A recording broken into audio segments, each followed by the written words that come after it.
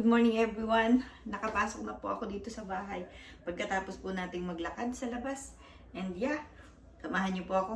Gagawa po ako ng pagkain. Okay? And possible po, yeah, we'll see po kung ano yung makikita ko dito. Parang hindi makapag ng gagawin po. Pero mamaya po, isasama ko po kayo sa aking pagbabalot ng lumpia. Opo. Ako lang po, in 30 minutes lang po ako po ay mayroon po akong meeting. Wait a minute. Where is that?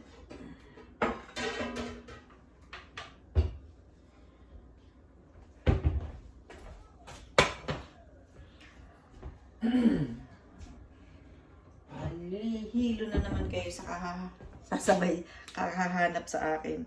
Pero ayan po, gusto ko lang pong gawin ito right now.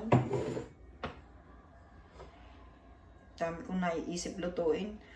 Banana pudding, banana cake. Kasi dami ko pong banana na malambot na. Kailangan nang lutuin. Kailangan nang hindi magpatumpik-tumpik sa pagluluto. Kasi masasayang. Masasayang po yung egg. Ay, kailangan ko pala ng egg doon. Lulutuin ko yun. At saka dun sa lumpia ko, kailangan ko ng 2 egg. Okay. Well, pwede pa naman. Kasi 7 lang po yung nakuha kong egg today. 7 lang ang ibigay sa akin ng aking mga manok. And yung egg ko po na ipon ko po, kahapon po ako po ay namigay ng eggs. Every day naman po siyang may egg, kaya hindi ko naman po pinoproblema ang konsumo namin dito sa bahay. Kasi araw-araw nga siyang may egg. Yan lang ng asin. Asin at saka mainit po. Initan po ako sa paglalakad. Siyempre, pag nag-exert ka ng effort, ay initan ka. Mainit. Paminta. And babatikin. Kailangan pala may ilaw. Yan! Kakasulo naman. Masyadong bright. Kailangan ko palang palitan yung aking mga ilaw. Lagyan ko lang cheese.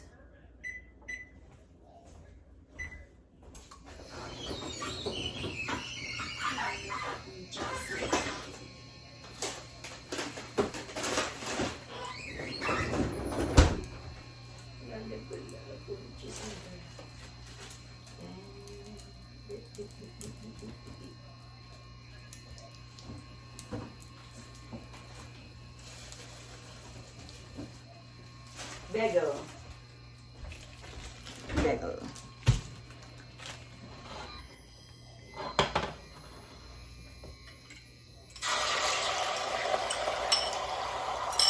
Talaga pong masarap yung marami. Namimiss ko talaga yung marami. Pag marami ang kakain, masarap.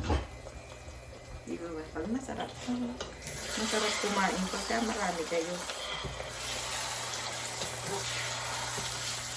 Yeah.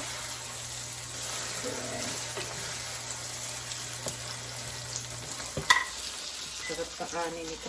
Pagka bagong luto ang itlog. Dami po palang hindi pwedeng gawin pag hindi mo po pala kailangang iinit ang itlog kasi nawawala na yung sustansya niya pag iniinit mo. Saka pwedeng makasama sa iyo. Grabe, ang daming pag magiging ka dun sa kakainin mo na talagang marami kang matatagpo ang mali pala na ginagawa na natin. mali na. Kaya hindi, tama rin pong nag-research dito. Re-research tayo para malaman natin kung ano ba tama. At pagka nalaman na natin ang tama, hindi na natin gagawin yung mali. Yun po yung ano ng learning, hindi po ba?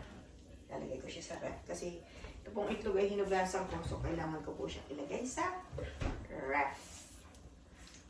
Nabili ko po ito. Ganda. Parang lagayan yata po ito ng sushi. It's like a boat.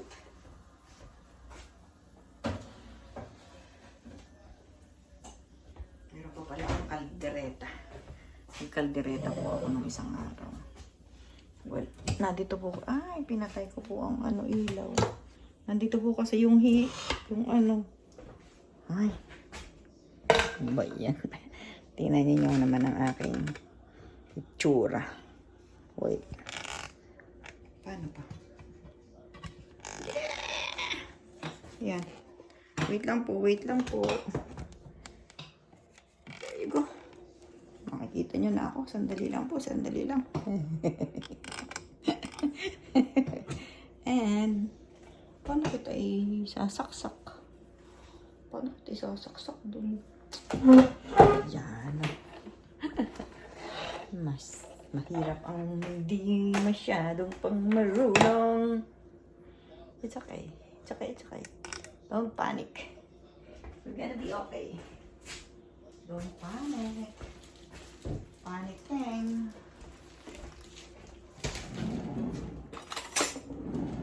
Darating po ang time. Alam ko na yan, mga yan. Nakahanda na ako bago ako marap sa inyo. Handa. Laging handa. Paano na ako mag-iilaw? Madilim na ang pakitingin ninyo sa akin, mga ka-blissful. Ayayin na nga.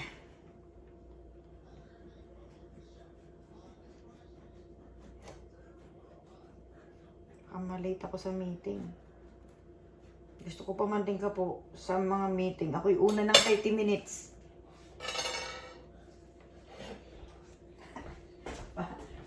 Kahit po sa lakad, ayoko po na ako hinihintay. Gusto ko po ako'y una lagi. Sabi nga po Filipino time, late ka. Pagka late ka, Filipino ka. Lalo na po nung may mga maliliit pa akong anak. Gusto ko po laging una. Ang tatlo po ang anak ko pero gabi pa lang nakahanda na yung mga dadalhin. Para pag may lakad, bibit-bitin mo na bang yung bag. Tatlo pa yan. Ayun, habang lumalaki. Sa akin pong pagbibaby, sa akin pong panganganak, 10 taon po akong nagpalaki. I mean, 10 taon, yung, ang dami ko namang kwento. 10 taon po yung, ibig ko sabihin ay, nanganak po ako ay 31 doon sa panganay ko. At 41 naman po doon sa bunso namin. So, parang 10 taon akong nagkabi na maliit baby. Liit na baby. Pero si bunso ko, si Jacob po, siya po ay nag-daycare lang for a while. Siguro po mga 1 taon. And then, ako na po yung nagpalaki sa kanya. Buong hanggang siya ay nag-elementary. Ay 4 years old. Ako po yung kasama niya sa school. Binabantayan ko po siya sa school. Hindi na nga po ako umuwi kasi inaano ko siya. Binabantayan ko siya.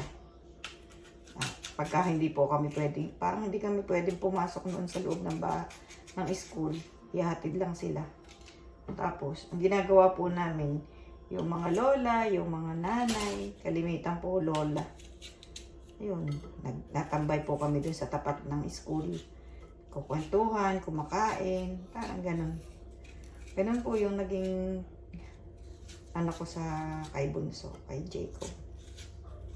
Siya po yung pinakang natutukan ko sa pagpapalaki po kay Bunso.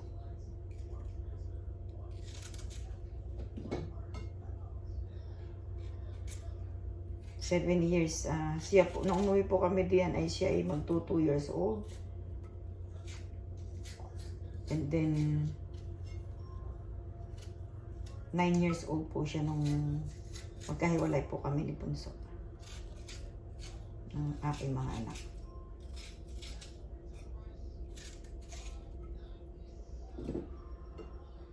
Yun.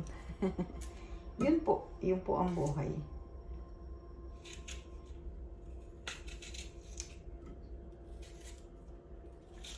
Wala naman pong regrets dun sa mga nangyari. Maaari pong sila po, yung akin pong mga anak, mayroon pong mga naramdamang sakit. Kasi pare-pareho po kaming what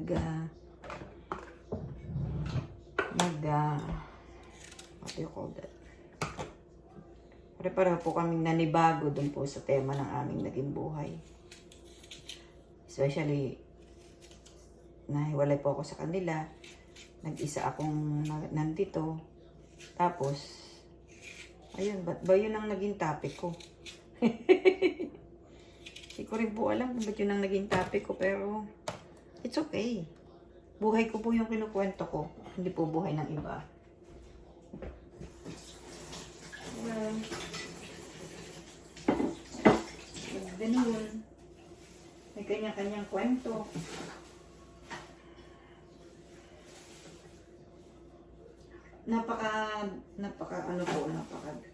Napakaganda po nung nangyari na ako po ay may pinagkukwentuhan na.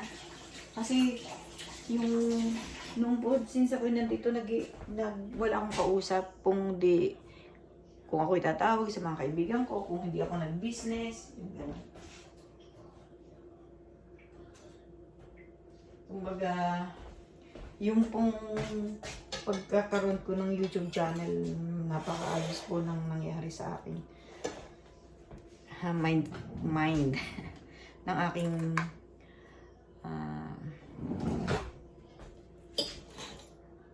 ang aking kaisipan. Masaya po yung aking naging 2 months na po pala tayo kahapon. Pero ngayon dito, kasi ngayon po ay October 2. Nag-start po ako August 2. So, happy 2 months, happy mansari, 2 mansari. Okay?